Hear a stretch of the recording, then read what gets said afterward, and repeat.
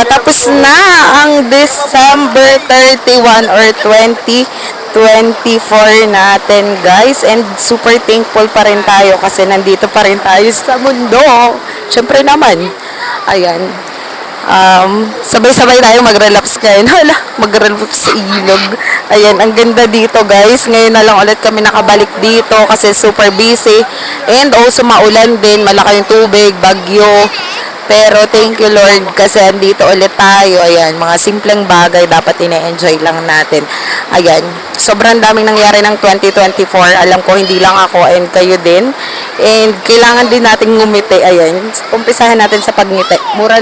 Madali lang naman yung pag-smile. Ayan, smile lang tayo palagi. And also, grind pa din tayo ng grind. Lalo na ngayon, 2025 na bukas. And I'm so happy na nandito ulit kami. Ang daming nawala, ang daming nagbago, ang daming mga pumalit, ang daming nangyari ng 2024 kung babalikan natin. Napakahabang story pero super thank you Lord pa din kasi nandito tayo ngayon. Super grateful natin everyday kaya dapat lagi tayo mag-smile, mag-thank you kay Lord kasi nandito tayo. Ayun, busy sila, nag-e-enjoy. So kahit wala ditong entrance, guys.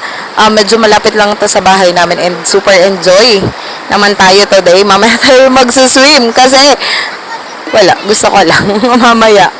Ayan, enjoy life lang tayo ngayong 2025 and also